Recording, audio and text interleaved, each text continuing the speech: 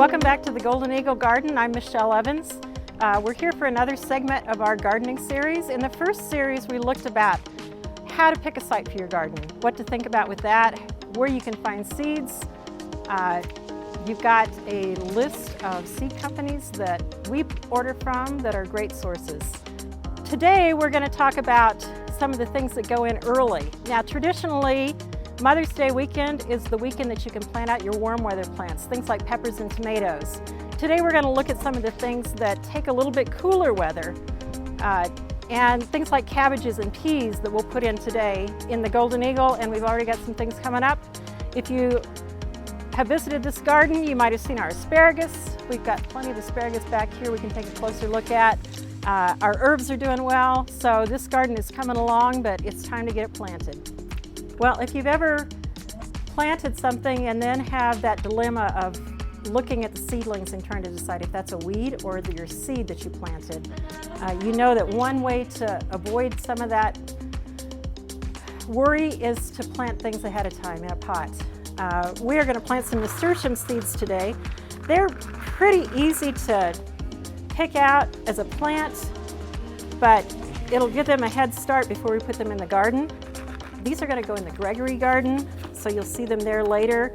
It's a tall vining nasturtium, so we'll have a little bit of a trellis. It doesn't get real high, but it will climb a little bit, and all the parts of the nasturtium are edible.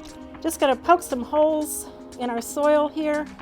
Now what we'll watch for is when the true leaves come up. We'll have the cotyledon of the plant first, and we'll watch for the true leaves. When the true leaves come up, we can loosen them out of this and either put them straight in the garden or in a bigger pot to let them grow just a little bit more before we put them out in the garden. We'll put a little bit of soil on top just to cover them up a little bit. I've already got a tag made that tells me what our plant is, what garden it's going in, and when it was planted. So we'll give that a bit of a water and just wait for our seeds to come up. We're putting in some cabbage plants today. We've got starts from the greenhouse, and as I pull them out, I'm going to squish it a little bit to loosen up the roots. Sometimes with plants, if the roots have started to curl around, if you don't loosen them up a little bit, they're going to stay in that little ball when you put them in the ground.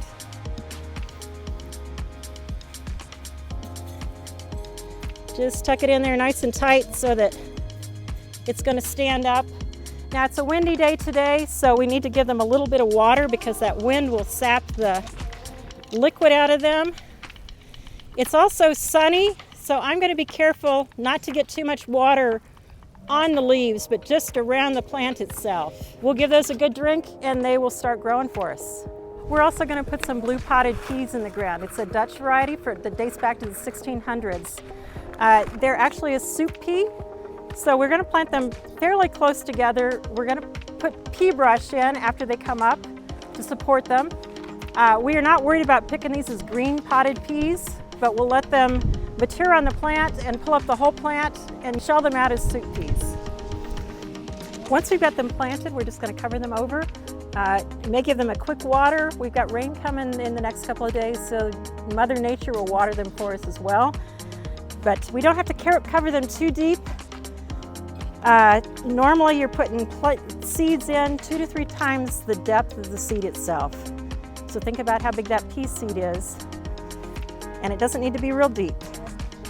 So we put some sticks in at each end of the row. That lets us know where something's planted until it comes up, so that we don't plant something else on top of it. So we've got lots of asparagus coming up. As you can see, we've been harvesting it already and using it a lot in our food waste program. But it will keep coming on for a little bit longer.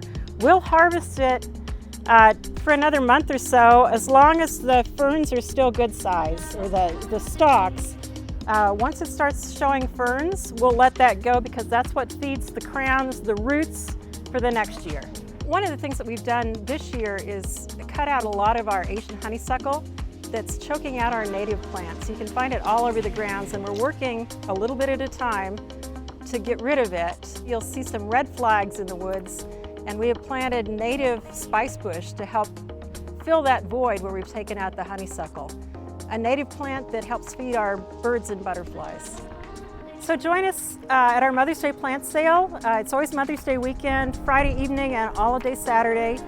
This year we've got a variety of tomatoes and peppers. We're bringing in some herbs and a few flowers, but about 20 different heirloom varieties of tomatoes, so lots to choose from. In the next installment of our gardening series, we're going to talk about the warm weather plants, lettuces and tomatoes and peppers and all those things that we can put in after Mother's Day weekend, after we don't need to worry about a frost anymore. Join us throughout the year as we see how the gardens are coming along and to learn more about gardening at Prairie.